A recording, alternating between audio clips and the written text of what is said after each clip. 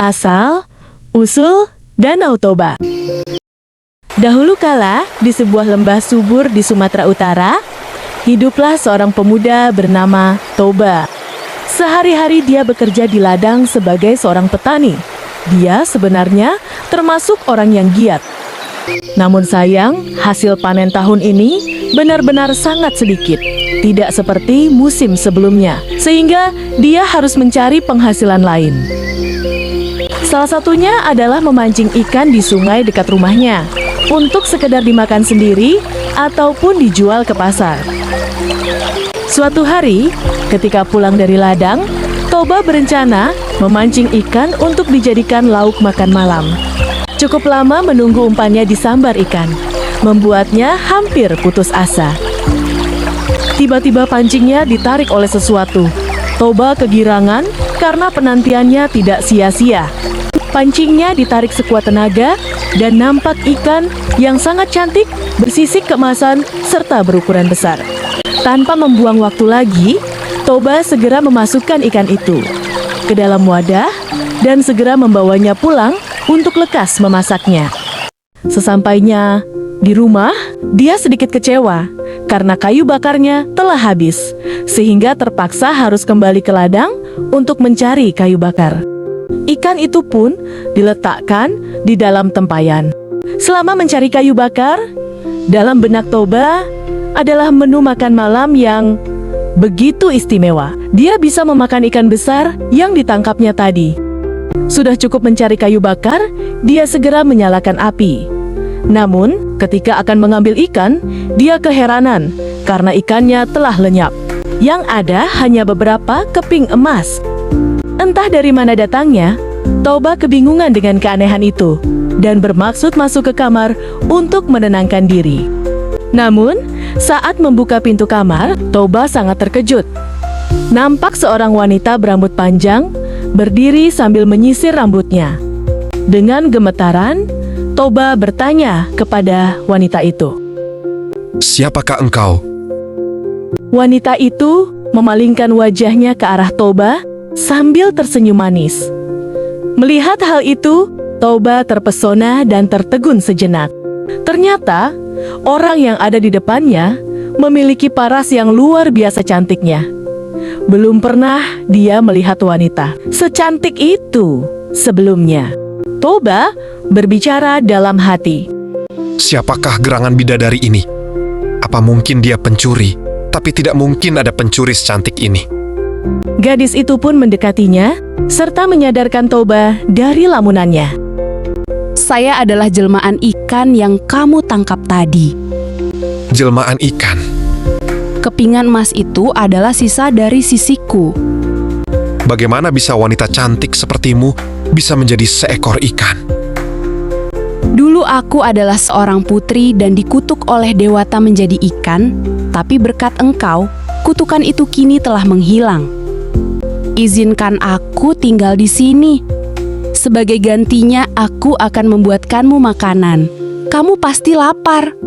Toba yang masih bingung dengan semuanya hanya menurut ketika wanita itu mengajaknya ke dapur. Dengan cepat makanan tersaji untuk mereka berdua. Toba juga sangat takjub dengan kelihayan wanita itu. Sampai-sampai ketika makan, dia berandai-andai dalam hati. "Seandainya wanita itu menjadi istriku, pasti akan indah hari-hari yang akan kulalui." Rupanya keinginan Toba diketahui oleh wanita itu. "Aku mau menjadi istrimu, akan tetapi aku punya satu syarat yang tidak boleh engkau langgar." Mendengar perkataan wanita itu, Toba terkejut sekaligus senang. "Katakan apa syaratnya?" "Jika kita menikah, jangan pernah mengungkit atau memberitahu kepada siapapun tentang asal-usulku jika engkau melanggar. Akan ada hal yang buruk yang akan terjadi." "Baiklah, itu adalah hal yang mudah bagiku. Demi mendapatkan istri, secantik kamu dan sepandai dirimu apapun akan kulakukan." Akhirnya, keduanya menikah. Toba semakin giat bekerja untuk memenuhi kebutuhan hidup keluarga kecilnya. Seiring berjalanan waktu, sang istri telah hamil. Toba tidak sabar menunggu kelahiran anaknya. Singkat cerita, sang istri melahirkan seorang putra yang kemudian diberi nama Samosir. Samosir tumbuh menjadi anak yang malas dan nakal. Akibat selalu dimanjakan oleh kedua orang tuanya, terutama sang ibu. Sehari-hari, dia hanya bermalas-malasan, bermain dan keluyuran. Toba terkadang merasa prihatin dengan kelakuan sang anak. Hingga suatu ketika, sang ibu meminta tolong kepada Samosir untuk mengantarkan bekal makan siang ayahnya. Semula, Samosir menolaknya. Namun, sang ibu terus membujuknya. Hingga akhirnya, Samosir mau berangkat walaupun dengan muka masam. Di tengah jalan, Samosir memutuskan untuk bermain terlebih dahulu. Dia yakin sang ayah mau menunggunya untuk beberapa saat. Sementara di ladang, Toba tidak sabar menunggu. Makanannya yang tak kunjung datang, dia sangat kelaparan. Usai bermain, Samosir pun merasa lapar. Tanpa pikir panjang, dimakanlah bekal itu dan menyisakan sedikit untuk sang ayah. Lama menunggu, dari kejauhan, tampak Samosir datang dengan membawa bekal. Melihat hal itu, Toba merasa senang. Toba pun tersenyum menyambut kedatangan sang anak. Dia berpikir bahwa sang anak telah berubah dan mau membantu kedua orang tuanya. Mari nak, ayo kita makan bersama. Tidak ayah. Aku sudah kenyang ayah. Terima kasih ayah. Ayolah kita makan bersama. Tidak ayah. Aku sudah kenyang. Ayah saja yang makan. Kau sudah berjalan cukup jauh dari rumah ke ladang. Pasti kau juga lelah dan lapar.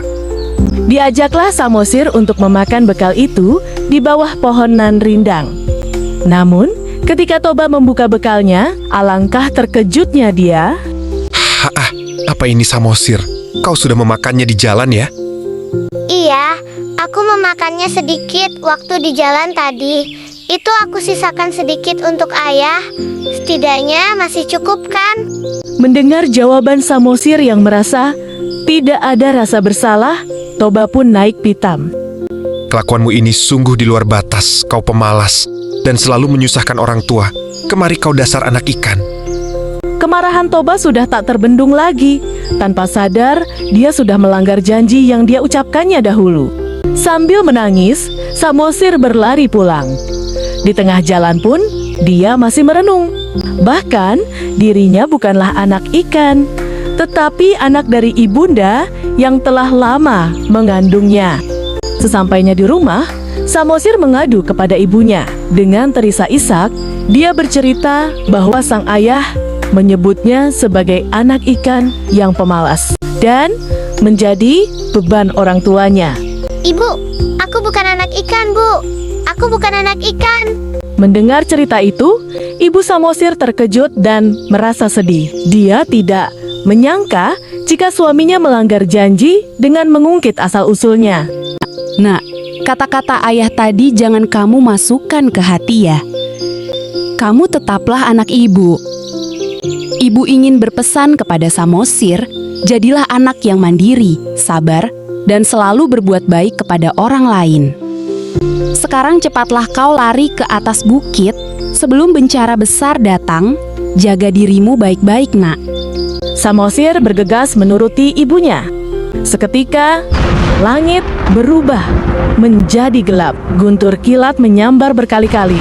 Terjadilah hujan badai yang begitu dahsyat.